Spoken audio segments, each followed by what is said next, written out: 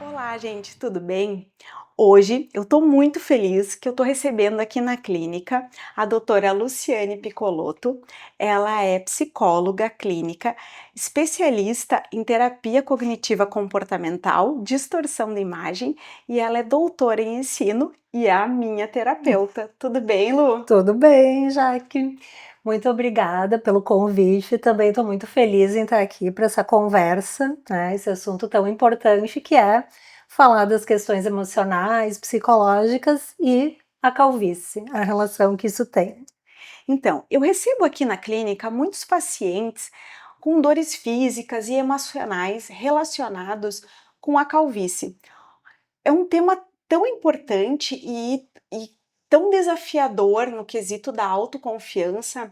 Explica um pouquinho isso pra gente. Uhum.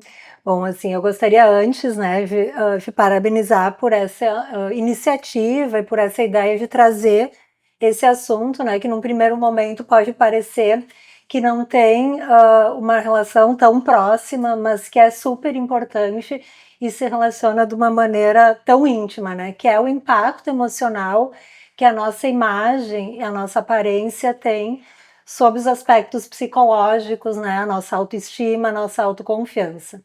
A calvície, o cabelo em especial, tem um papel fundamental na nossa aparência, na nossa autoimagem, que é construída ao longo da nossa vida, a partir das experiências que a gente tem com figuras, pessoas significativas das nossas relações, desde a nossa infância, e constituem parte assim, da nossa personalidade, do nosso eu, né, do como eu me vejo, como na minha mente, no meu cérebro, vamos dizer, é o print da minha imagem, o print da minha imagem.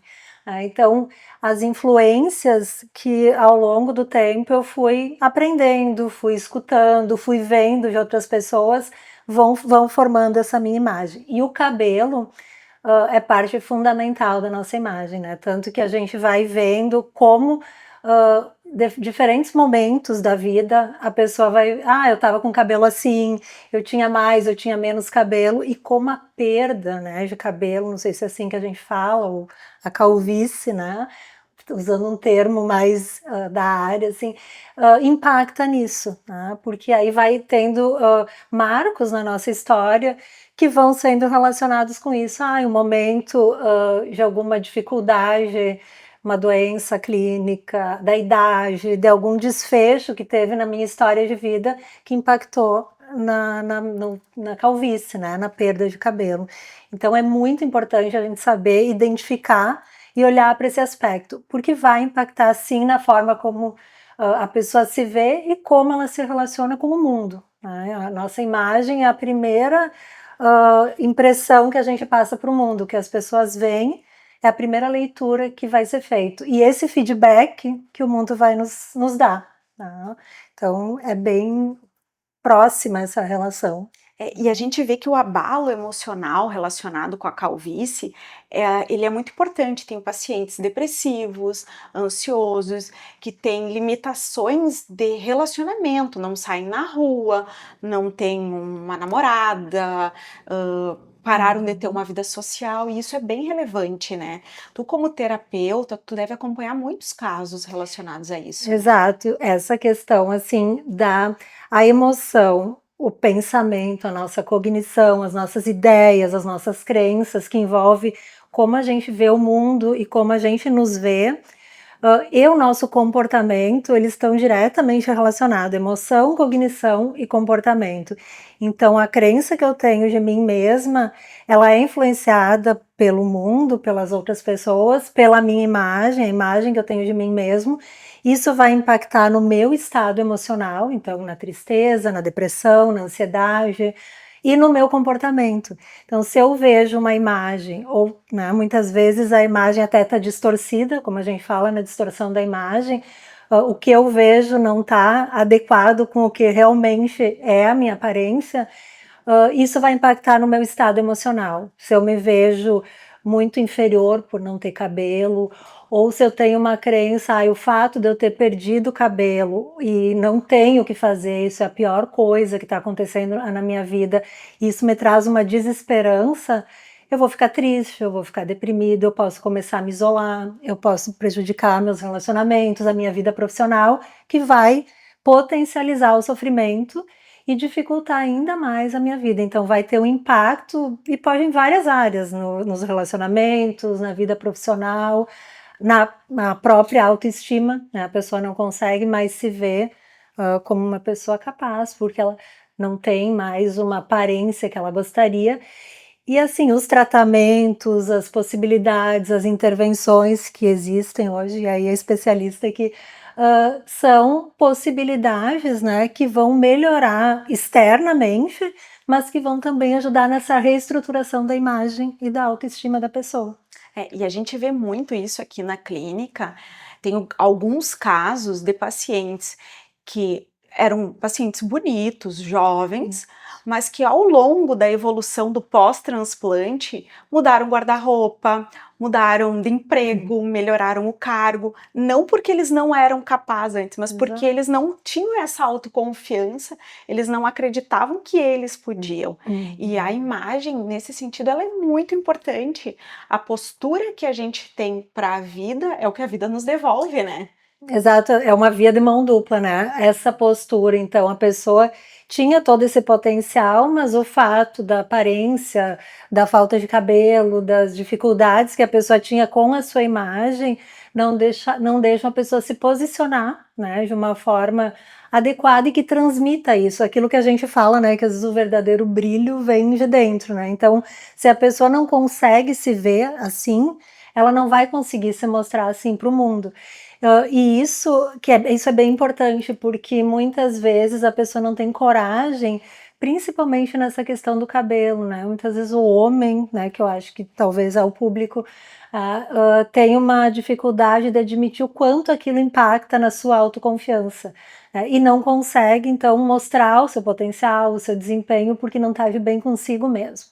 Então, também é importante a gente normalizar essa questão da autoestima mesmo masculina, e poder admitir, não, eu preciso de ajuda porque eu não consigo me posicionar, eu não consigo me sentir confortável com a minha imagem, porque eu tô sem cabelo, porque diminuiu muito a quantidade de cabelo. Então isso com certeza impacta, tanto que aí tu percebe os resultados. O paciente que fez o transplante, que começa a ter então uma outra aparência, vai ter um feedback do mundo, das pessoas, nas relações no trabalho, que vai mostrar isso, que vai impactar nisso, e ele consegue também se posicionar de maneira diferente. Então é uma via de mão dupla, né? A gente influencia o mundo, as pessoas, o mundo externo, os outros, e os outros também nos influenciam. Tá? E essa reciprocidade vai se formando então. Já que eu queria te perguntar se é uma coisa que tem aparecido, que tu tem percebido também na tua prática, assim, no teu consultório, na tua clínica, uma procura e uma preocupação maior, um olhar, não chega a ser uma preocupação, porque isso não parece que é uma coisa negativa, mas eu vejo como uma coisa positiva do público masculino. Claro que com o cabelo é algo que talvez tem mais esse enfoque, mas um aumento, né, da procura desse público pelo autocuidado, pela beleza, pela preocupação com uma boa aparência e também com a questão da longevidade. Olha, aqui na clínica a gente tem uma grande procura por a questão da calvície, né, dos tratamentos para melhorar a autoestima em relação aos cabelos, porque os homens eles começaram a se cuidar mais, a se ver melhor. Esse advento do online mostrou então uma realidade que muitas vezes a gente não tinha, né? Que era o se olhar. Antes das redes sociais, das teleconferências, das reuniões online, a gente passava uma vez na frente do espelho. Agora a gente passa o dia inteiro na frente do espelho. Então isso aumentou muito a procura e a questão do homem se dar a oportunidade de se cuidar. Então o homem ele está começando a normalizar o autocuidado e o homem principalmente começa de cima para baixo, né? A Uhum. calvície ela tem um estigma muito grande porque ela envelhece, ela deixa uma aparência muito envelhecida nas pessoas, mais do que muitas vezes o homem ter o cabelo branco. A calvície ela deixa esse aspecto mais envelhecido. E a gente tinha culturalmente um estigma, né? Tu é calvo, tu vai ser calvo e ponto final, não tem o que Não tem o que fazer. fazer. E hoje a gente sabe que tem muitos recursos. Para um paciente a gente não ter recurso para ele, é só se for uma calvície muito avançada. Mas eu recebo aqui no consultório cada vez gente mais jovem, com estágios iniciais de calvície, que conseguem se cuidar e muitas vezes nem evoluir para o transplante. Então eu vejo essa curva ascendente de cuidado, do homem se cuidar mesmo. Isso é uma coisa bem importante, que é também o que eu tenho observado, com relação à psicoterapia, de uma maneira geral, tem um público bem, importante, assim, masculino, as pessoas procurando bastante esse cuidado, essa prevenção, né, quando a gente fala em saúde mental, a psicoterapia também tem um papel muito importante preventivo, nem sempre a pessoa procura a psicoterapia quando ela tem um transtorno, uma Sim. doença mental, né, muito antes pelo contrário, para não ter. E a questão da imagem e do cabelo tem sido um alvo, assim, de preocupação, de foco, mas, assim, cognições muito presentes relacionadas à aparência e focadas na questão do cabelo nesse público masculino, né? Se permitir, tu como, né, tu colocou, a buscar esse cuidado. E aí tu trouxe um ponto bem importante que é a questão da longevidade, que também tem um olhar, né? As pessoas têm essa consciência de estarem vivendo muito mais e querer viver bem, né, por mais tempo, e o cabelo faz parte, né, porque é um símbolo, né, de saúde, de Sim, de juventude, jovialidade, né? e isso vai ao encontro. Então a pessoa se vê muito ativa, se vê com muita expectativa de vida e a aparência querendo acompanhar e buscar, né, essa relação. Então é algo que sim tem aparecido muito também, né, no consultório de psicoterapia, homens com esse cuidado, que é ótimo. O nosso papo tá muito bom, a gente poderia ficar horas aqui, mas para finalizar, tá? Eu tenho uma pergunta para te fazer. O meu mote aqui na clínica é faça do mundo o seu. Isso significa para mim que a gente tem mil possibilidades, que a gente pode ter uma autoestima boa, se amar, se cuidar. O que que para ti é faça do mundo o seu? Uhum. Olha, a gente poderia ficar a tarde inteira aqui, o dia todo falando, sim, disso, mas fazer do mundo seu, significa a pessoa conseguir ter um autoconhecimento suficiente para se gostar, saber quais são os seus valores, seu conceito, né, que a gente fala, que está dentro de um conjunto de se sentir, bem consigo mesmo, que é a autoestima, né, conseguir gostar de si mesmo, se amar, conseguir se sentir capaz ou autoeficácia, né? Eu sinto que eu consigo, eu sinto que eu sou capaz de realizar o que eu quero, que é o senso de competência, de capacidade. Para tudo isso precisa de um autoconhecimento e ao encontro, tanto em aspectos da aparência, da imagem, do cabelo, daquilo que ela acredita que seja confortável, agradável e que vá, assim, ao encontro do que ela quer enxergar na sua imagem, né, o que ela tem, o que a pessoa tem na sua mente em relação à sua imagem e também ao seu comportamento, ao seu lugar no mundo, né, às suas habilidades. Então acho que esse é o conseguir, né, dar um significado para quem, você é, para quem cada pessoa, né, como cada pessoa se vê. Lu, muito obrigado pela tua participação e pela tua disponibilidade. A gente teria conversa para muitas horas.